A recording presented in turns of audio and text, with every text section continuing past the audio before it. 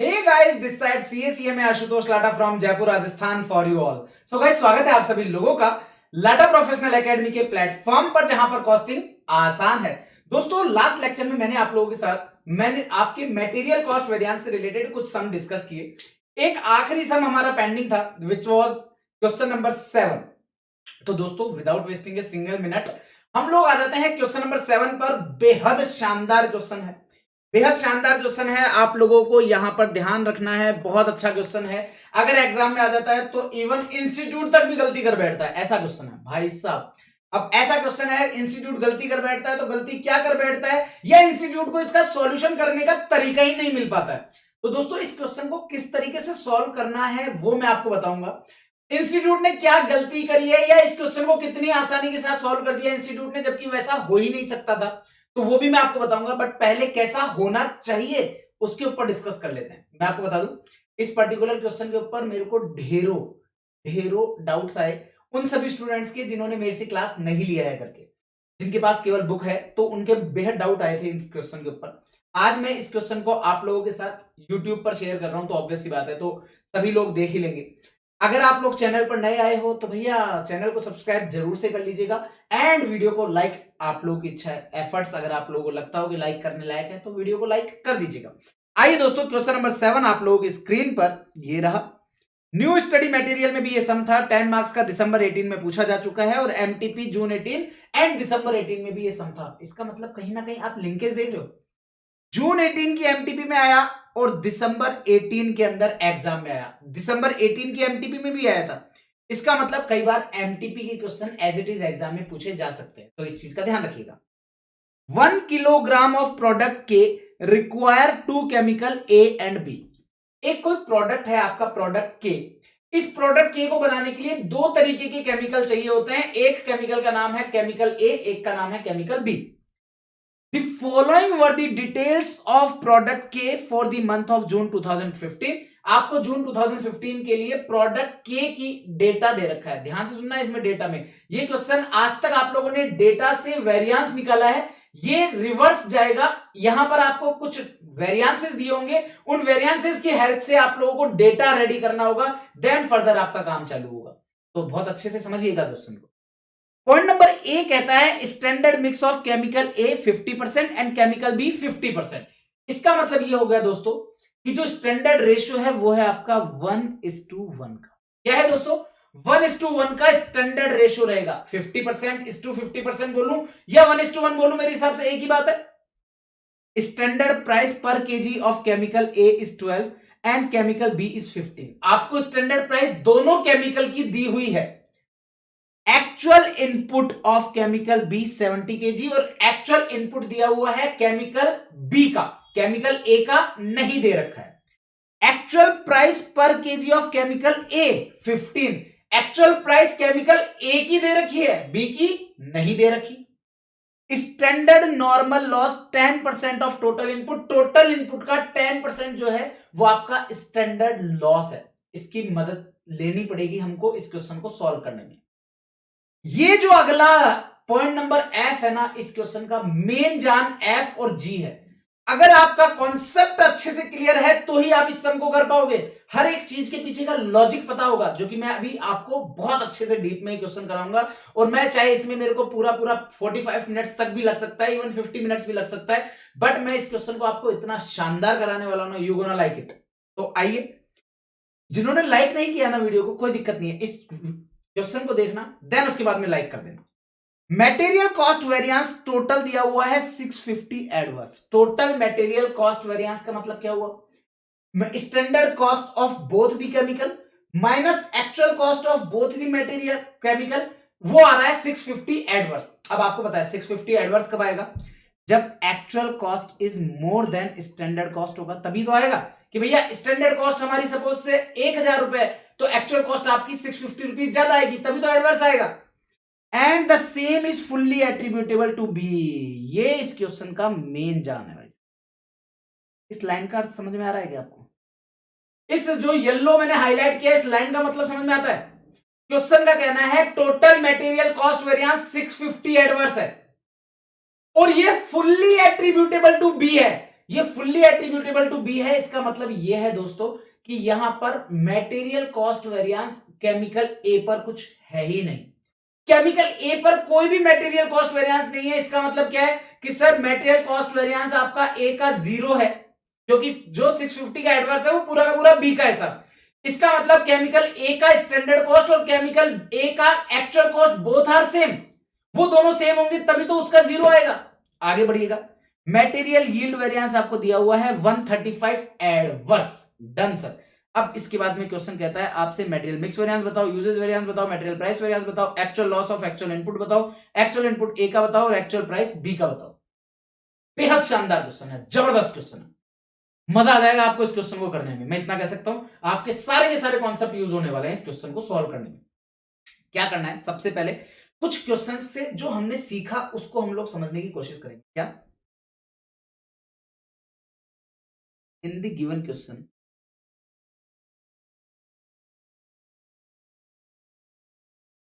material cost variance in total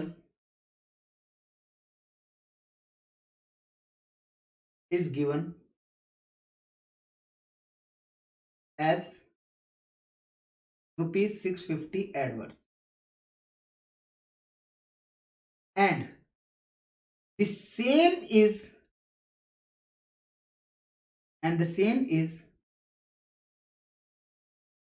fully attributable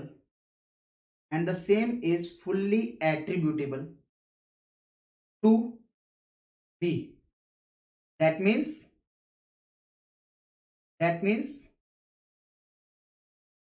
there is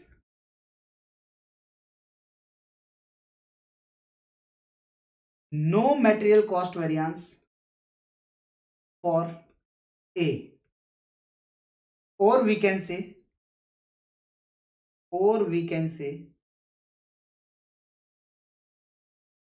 standard cost of A and actual cost of A are same. Clear है क्या ये जो मैंने लिखा है यहां पर? मैंने बताया कि क्वेश्चन में लिखा है कि मटेरियल कॉस्ट वेरिएंस टोटल में दिया हुआ है 650 adverse and the same is fully attributable to B, वो पूरा का पूरा बी को है attributable. That means there is no material cost variance for A, और we can say standard cost of A and actual cost of A are same, वो दोनों की दोनों सेम रहेगी। क्लियर? Done sir. अब आगे चलिएगा, इसके अलावा आपके पास यहां जो क्वेश्चन में डेटा दिया हुआ है उसके हिसाब से हम लोगों को यहां से क्लियरली समझ में आ रहा है कि स्टैंडर्ड क्वांटिटी आपको नहीं दे रखी। तो हम क्या करेंगे, यहां पर आप लोगों के लिए मैं टेबल बना देता हूं। केमिकल के नाम, chemical,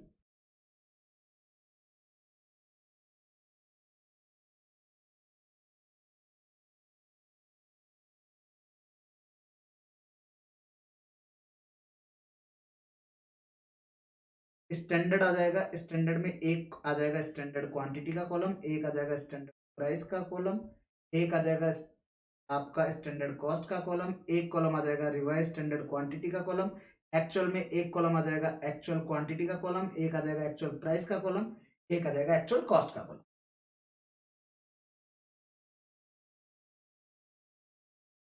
standard, revise standard quantity और actual, standard quantity, standard price, standard cost, actual quantity, actual price and actual. Done. Material A, material मतलब chemical A and chemical B. अब दोस्तों आपको ये तो नहीं दे रखा कि भैया आपके लिए कितना इनपुट है, लेकिन जितना डेटा दे रखा है पहले एक बार के लिए मैं वो लिख लेता हूं। मेरे को इन्होंने पॉइंट नंबर 1 में कहा कि साहब 1:1 का रेशियो रहेगा, दैट मींस 50% बोलूं या 1:1 बोलूं एक ही बात है। जिन लोगों को लगे कि ये 1:1 कहां से आया तो वो लिख लेना 50:50 का रेशियो है, ठीक है। देन इसके बाद में सेकंड पॉइंट में कहते हैं कि केमिकल ए का जो प्राइस है वो रहेगा 12 rupees. Low ji, chemical A का प्राइस है 12 रुपीज, बी का प्राइस है 15 रुपीज। ओके, देन इसके बाद में actual input of chemical B दे रखा है आपको 70 केजी का, ये लीजिए 70 केजी। एंड आपको एक्चुअल प्राइस ऑफ ए दे रखा है 15 रुपीज पर केजी, ये लीजिए 15 रुपीज पर केजी। एंड इसके अलावा आपको मटेरियल कॉस्ट वेरिएंस दे रखा है, स्टैंडर्ड लॉस दे रखा है और मटेरियल यील्ड वेरिएंस दे रखा है। बहुत बढ़िया सर, इसके अलावा कोई डेटा ही नहीं है, जबरदस्त। तो अब ऐसे जगह पर हम क्या करेंगे, सबसे पहला लिखेंगे स्टार मार्क करके, as question has given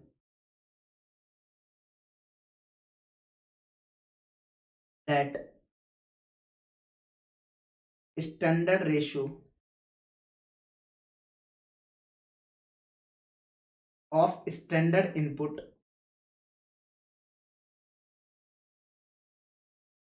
is 1:1। दोस्तों मैं आपको बता दूं, मैं जो क्वेश्चन का सॉल्यूशन कराता हूं ना, वो आप लोगों को मैं इस तरीके से सॉल्व कराता हूं कि ताकि आप लोग जब रिवाइज करो तो आपको ये एज ए स्पीकिंग डॉक्यूमेंट्स आपके काम आए। एज ए स्पीकिंग डॉक्यूमेंट्स का मतलब ये हो गया कि जो मैं लिखा रहा हूं वो आप अगर रीड करोगे ना तो आपको उस क्वेश्चन को समझ में आ जाएगा, कोई दिक्कत वाली बात नहीं होगी। इसका मतलब ये नहीं है कि आपको पूरा का पूरा एग्जाम में भी पूरा समझा के आने की जरूरत है, आप इसको छोटा शॉर्ट में अपनी लैंग्वेज में लिख सकते हो, दैट इज क्वाइट ओके। ठीक है, तो as question has given that standard ratio of standard input is 1:1 is 50:50 लिख देता हूं, नहीं तो बाद में आप कंफ्यूज हो गए। इज 50:50 और 1:1, but we do not have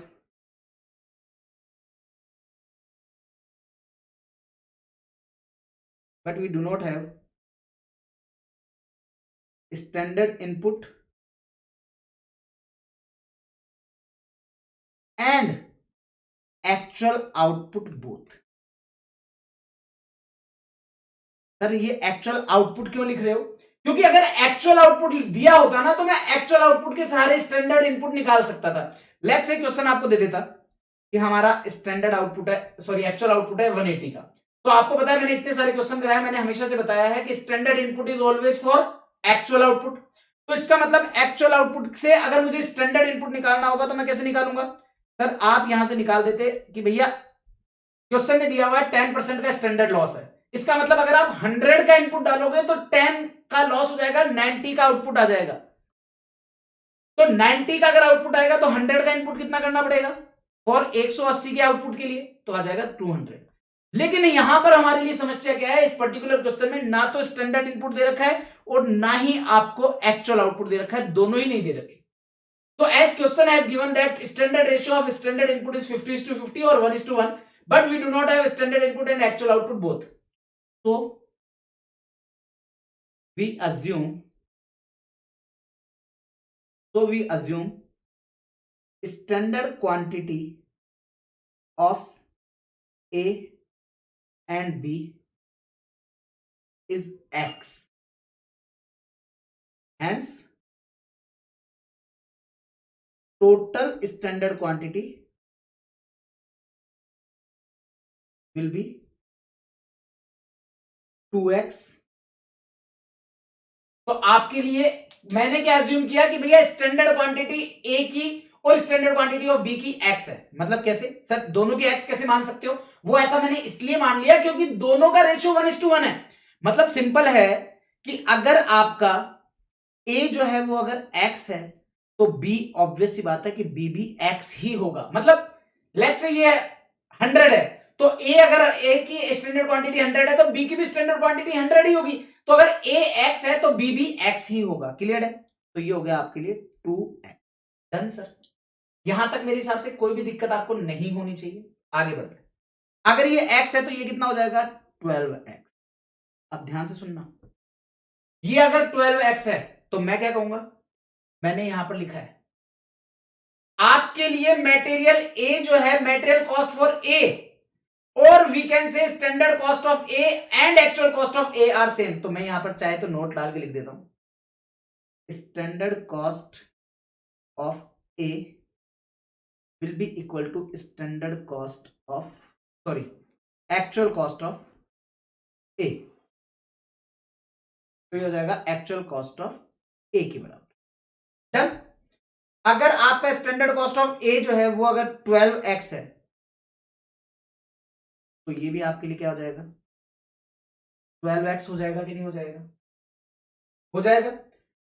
आपको पता है actual cost is equal to होता है actual quantity multiply by actual price. आपके पास एक्चुअल कॉस्ट ऑफ ए कितनी है सर, अगर ये 12x है तो ये भी 12x होगा, तो ये हो गया आपका 12x। एक्चुअल क्वांटिटी आपको पता है क्या, नहीं सर, एक्चुअल क्वांटिटी आपको नहीं दे रखी, मतलब एक्चुअल क्वांटिटी ऑफ ए आपके को नहीं दे रखी। एक्चुअल प्राइस दे रखी है क्या, yes sir, actual price of A जो है, एक्चुअल प्राइस ऑफ ए जो है वो आपको दी हुई है, तो एक्चुअल प्राइस ऑफ ए जो है वो आपको दी हुई है, और एक्चुअल प्राइस ऑफ ए आपको है 15 रुपीज। तो लो जी, ये अगर आपकी 15 रुपीज है तो अब आपके लिए कितना होगा, ध्यान से सुनिएगा, आपको एक्चुअल क्वांटिटी ऑफ ए आपको निकालनी है, तो ये कितना हो जाएगा सर, आपके लिए एक्चुअल प्राइस आपके पास है, अब आपके पास ये 15 है और ये 12x है, तो आपके लिए कितना आ जाएगा सर, 12x डिवाइडेड बाय 15, तो एक्चुअल क्वांटिटी ऑफ ए आ जाएगा आपके पास 0.8। डन क्या सर, तो ये हो जाएगा आपके लिए 0.8, ये हो गया 0.8x और ये हो गया आपके लिए 12x। Just a second, yes guys, so ये 12x समझ में आ रहा है ना भैया जी, क्या हुआ है, सिंपली क्वेश्चन ने बोला था कि साहब मटेरियल का कॉस्ट वेरिएंस जो आया है वो केवल और केवल बी के ऊपर एप्लीकेबल है, ए के ऊपर एप्लीकेबल है ही नहीं। डन। तो अब बी का कितना आएगा सर, ये 15x है, अब आप ध्यान से सुनिएगा, ये अगर 15x है तो एक्चुअल कॉस्ट कितनी होगी सर, 15x प्लस 650,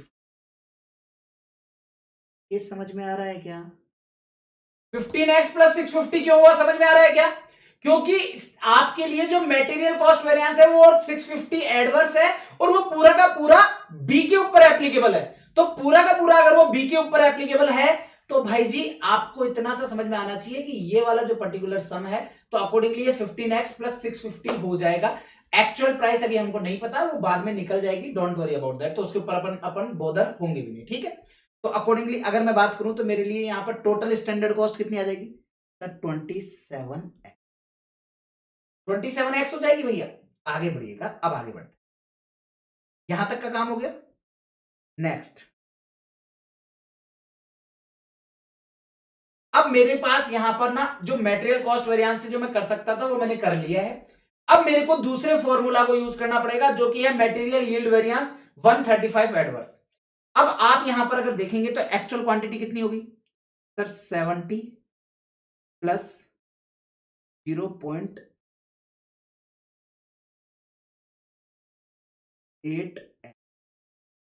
ये हो गई जी आपके लिए आपकी एक्चुअल क्वांटिटी। डन। अब आइएगा, ध्यान से सुनिएगा, as we no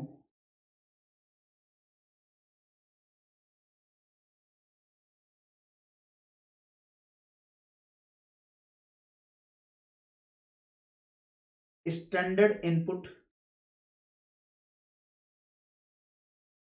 is for actual output and question says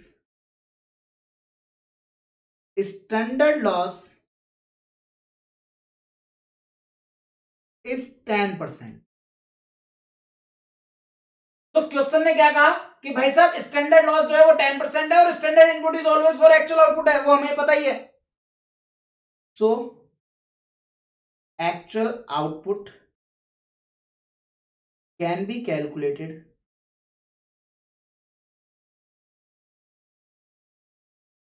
as,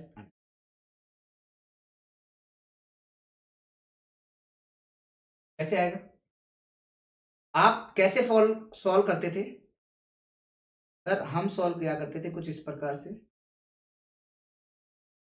total standard input is equal to actual output divided by 1 minus percentage of standard loss। समझिएगा ध्यान से। आज तक आपको अभी भी मैंने समझाया कि जैसे 180 का आपका आउटपुट आ रहा है और क्वेश्चन कहता है कि 10% का आपका स्टैंडर्ड लॉस है, इसका मतलब 180 90% की बिलोंग करता है, तो अकॉर्डिंगली 200 हमारा टोटल स्टैंडर्ड क्वांटिटी आता है। अब यहां पर अगर मैं बात करूं तो टोटल स्टैंडर्ड इनपुट आपको पता है क्या? यस सर पता है। कैसे पता है सर? कहां पता है सर? पता तो है नहीं। मैंने कहा पता है ना, 2x है। तो लो सर, तो ये हो जाएगा आपके लिए 2x is equal to actual output divided by 1 minus 10% बोलूं या 0.10 बोलूं, एक ही बात है। तो अकॉर्डिंगली एक्चुअल आउटपुट कितना हो जाएगा सर? 2x मल्टीप्लाई बाय 0.9, तो वो हो जाएगा आपका 1.8x। डन है क्या सर? एक्चुअल आउटपुट 1.8x हो जाएगा। डन सर, आगे बढ़िए सर। अब आपको पता है मटेरियल यील्ड वेरिएंस का फॉर्मूला होता है actual output minus standard output. क्या होता है?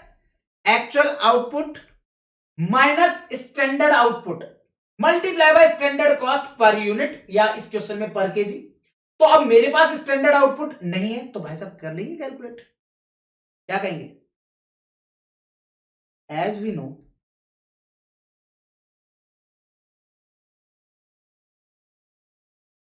Standard output is based on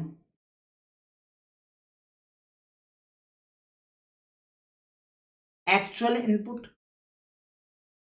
ध्यान से सुनिएगा, standard is always for actual होता है, मतलब जस्ट अपोजिट होता है। मैं लास्ट लेक्चर में भी ये बात बोल चुका हूं आप लोगों को कि स्टैंडर्ड इनपुट चाहिए तो एक्चुअल आउटपुट की हेल्प लेनी पड़ेगी, स्टैंडर्ड आउटपुट चाहिए तो एक्चुअल इनपुट की हेल्प लेनी पड़ेगी।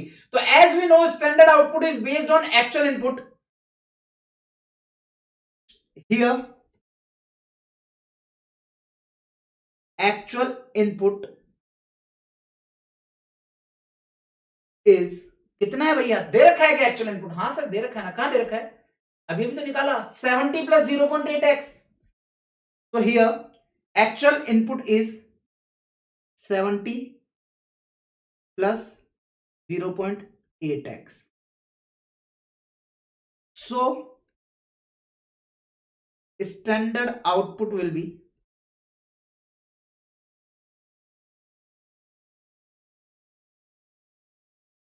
क्या होगा सर? 70 प्लस 0.8x अगर आपका एक्चुअल इनपुट है, इसका 90%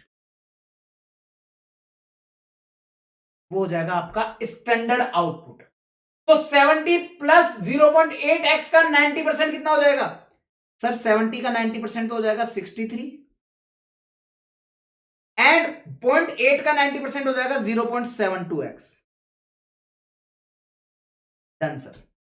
तो भाई साहब आपको यहां से क्या क्या पता चल गया है सर? हमारे पास एक्चुअल आउटपुट आ गया है,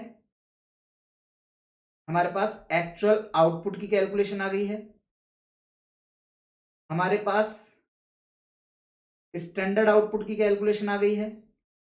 अब लगे हाथ हम लोग स्टैंडर्ड कॉस्ट भी निकाल देते हैं पर केजी। अगेन मैं हमेशा से बोलता हूं, जब भी स्टैंडर्ड निकालोगे तो वो बिना एक्चुअल के नहीं निकल सकता। तो हम क्या कहेंगे? As we no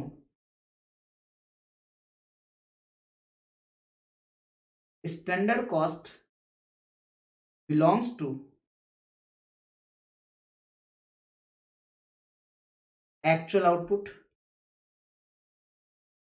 so standard cost per kg will be calculated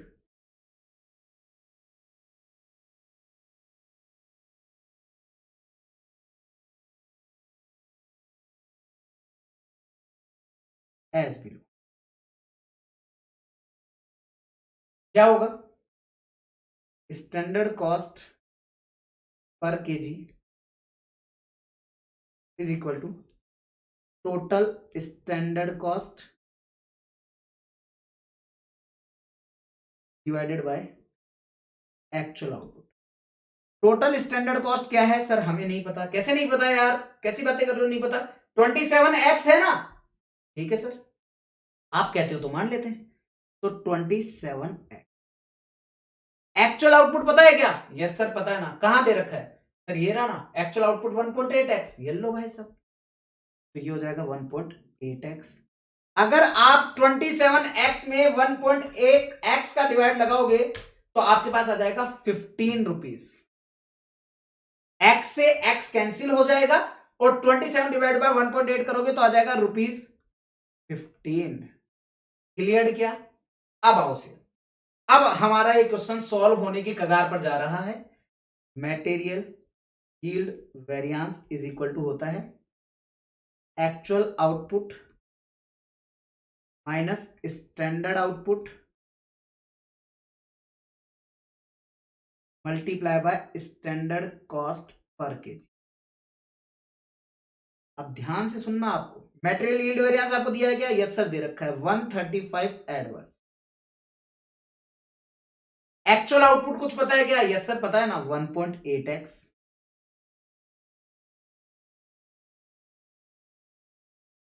minus standard output sir अभी भी निकाला ना आपने ऊपर, 63 प्लस 0.72x, 63 प्लस 0.72x। तो ये हो गया आपका actual output minus standard output, multiply कर दोगे ₹15।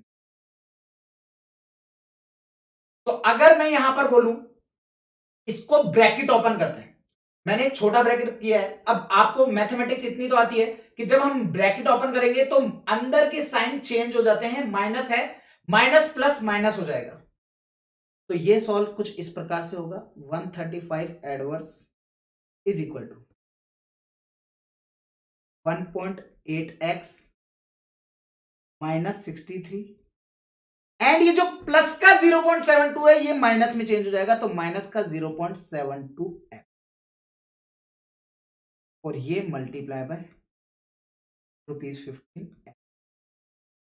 अब आप इसको सॉल्व करेंगे तो क्या आएगा सर? 135 एडवर्स बोलूं या माइनस का 135 बोलूं एक ही बात है, तो ये हो जाएगा माइनस का 135, ये मल्टीप्लाई जो 15 है ये अगर इधर आएगा तो माइनस का 135 डिवाइडेड हो जाएगा 15 इज इक्वल टू 1.8x में से अगर आप 0.72x माइनस कर देंगे तो बचेगा 1.08x माइनस 60। अब आप अगर इसको सॉल्व करते हैं तो क्या आएगा सर? ये आएगा आपका माइनस का 9 is equal to 1.08x minus 63। ये माइनस का 63 इधर आएगा तो प्लस का हो जाएगा, तो 63 प्लस माइनस का 9 इज इक्वल टू 1.08x और ये हो जाएगा आपका 54 इज इक्वल टू 1.08x। तो x इज इक्वल टू, अब इतनी बड़ी चीज आ रही है तो फिर छोटे कलर में थोड़ी यूज करेंगे, तो आएगा x is equal to 54 divide by 1.08 तो आ जाएगा 50। और ये क्या है? x की वैल्यू आ गई, और x की वैल्यू आ गई तो भाई साहब अब आप ये क्वेश्चन बहुत आसानी से हो गया। तो x क्या है? Standard quantity of a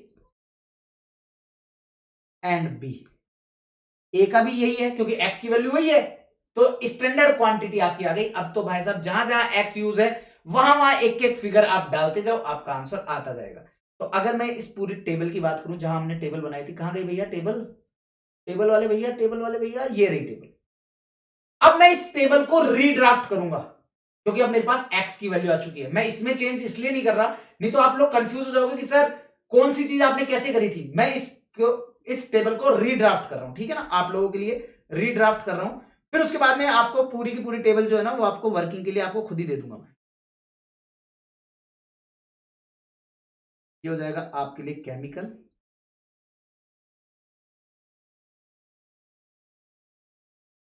standard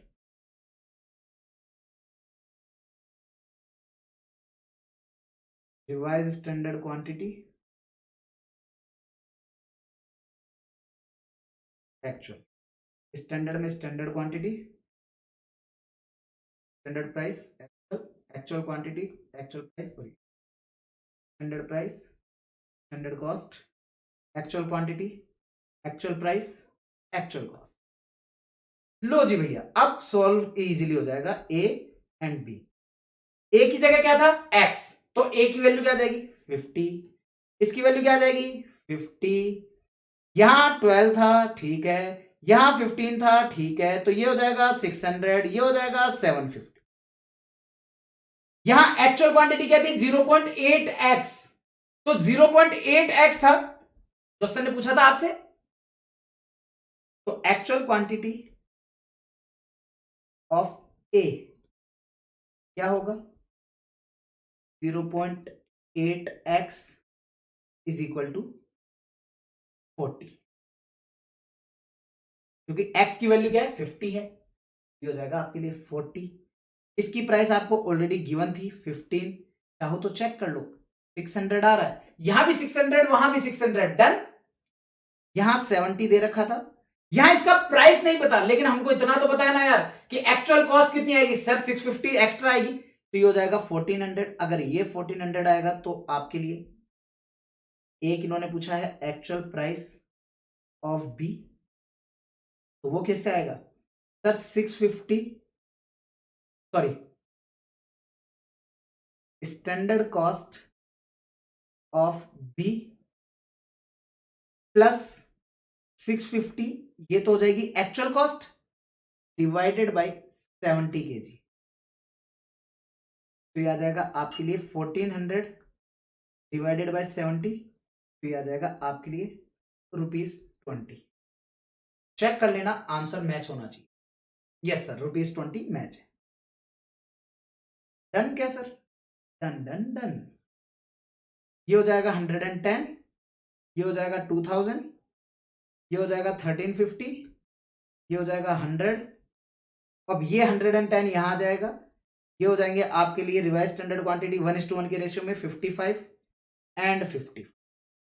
अब मुझे एक चीज बताओ, अगर मैं यहां से आपको बोलूं कि मुझे स्टैंडर्ड एक्चुअल आउटपुट भी निकाल के बताओ, तो एक्चुअल आउटपुट क्या था 1.8x, तो वो हो जाएगा आपका 90 kg। मैं अगर आपसे पूछूं स्टैंडर्ड आउटपुट बताओ, तो आप क्या बोलोगे सर 110 kg का टोटल इनपुट है, उसका 90% ले लो, तो आ जाएगा 99 kg। बोल दो स्टैंडर्ड आउटपुट पूछा नहीं है, इन्होंने पूछा एक्चुअल लॉस ऑफ इनपुट, तो एक्चुअल लॉस ऑफ इनपुट क्या होगा सर 110 kg का आपका इनपुट है, 90 kg का आपका एक्चुअल आउटपुट है, तो 20 kg का आपका लॉस हो। आप देख रहे हो, एक x की वैल्यू आने के बाद में अब ये क्वेश्चन में कुछ नहीं बचेगा, एक x की वैल्यू आ जाने के बाद इस क्वेश्चन में कुछ नहीं बचा। अब इन्होंने मटेरियल मिक्स वेरिएंस पूछा था, जो कि आप लोग यहां इस टेबल से इजीली निकाल सकते हो।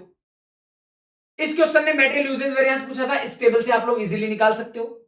इन्होंने मटेरियल प्राइस वेरिएंस पूछा था, वो इस टेबल से आप इजीली निकाल सकते हो।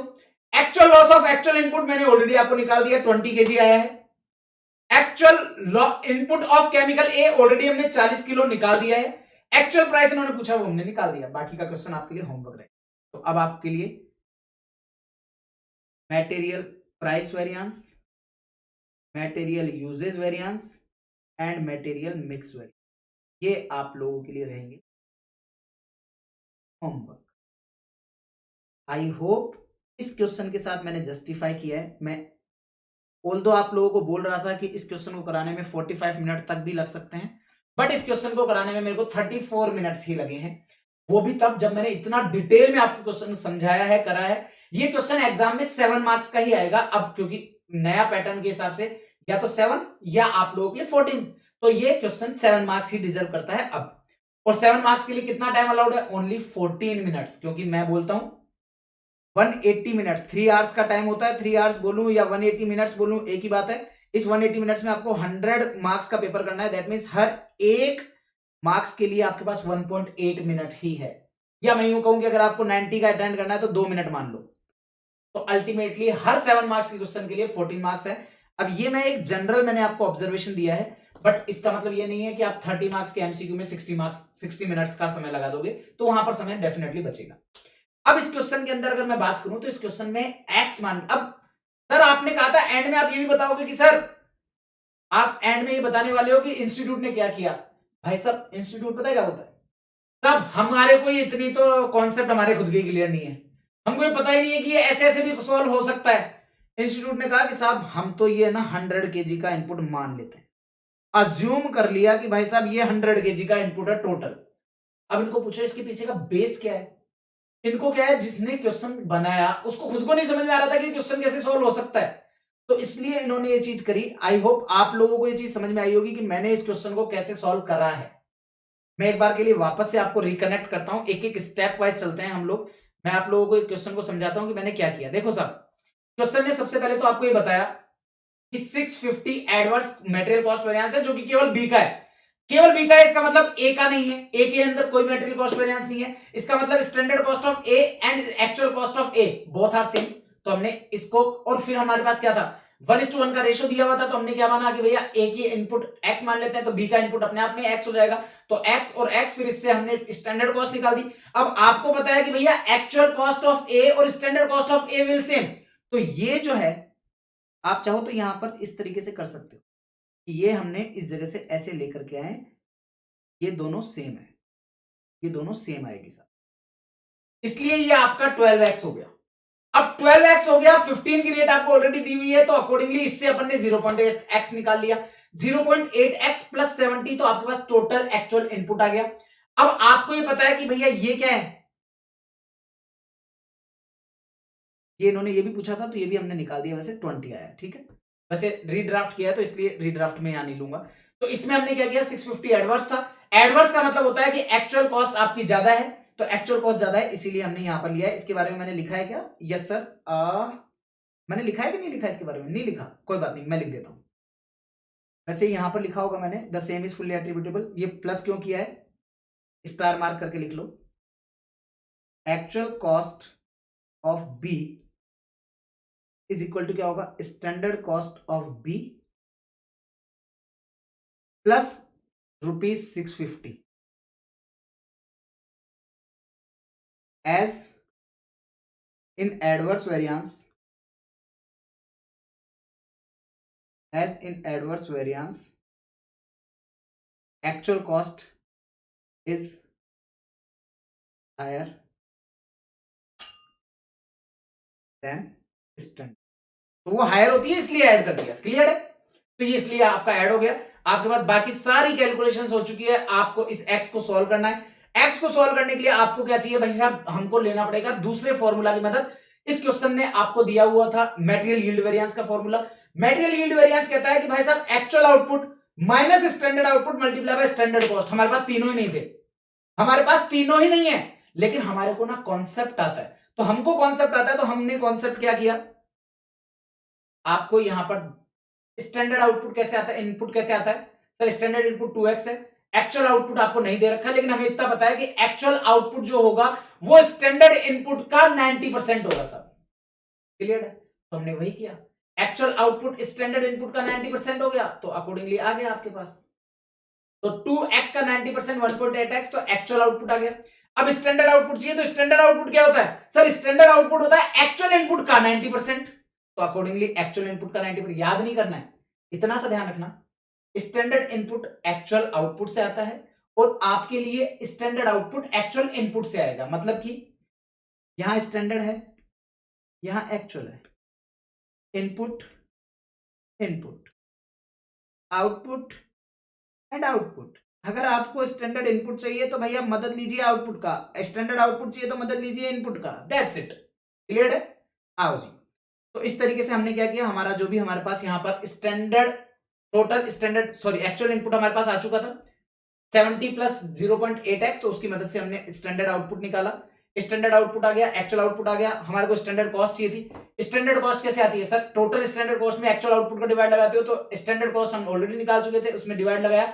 अब मटेरियल यील्ड वेरिएंस का फॉर्मूला की मदद ली तो एक्स की वैल्यू आ गई, और एक्स की वैल्यू आने के बाद तो इस क्वेश्चन में फिर कुछ बचेगा ही नहीं। तो अकॉर्डिंगली हमने इसको सारी चीजें सॉल्व करी, रीड्राफ्ट किया मैंने आपके लिए पूरी की पूरी टेबल को वापस से, तो आपका काम हो गया। क्लियर है? Done sir. तो इस तरीके से ये क्वेश्चन होता है आप लोगों का समाप्त। आई होप इस क्वेश्चन को मैंने बिल्कुल अच्छे से जस्टिफाई किया है। दोस्तों अब हम लोग इसके बाद में आप लोगों के साथ डिस्कस करेंगे लेबर कॉस्ट वेरिएंस। लेकिन लेबर कॉस्ट वेरिएंस को स्टार्ट करने से पहले मैं 1 सेकंड का लेता हूं आप लोगों के साथ ब्रेक, देन फिर मैं आप लोगों के साथ वापस से कनेक्ट करूंगा। Just give me a second.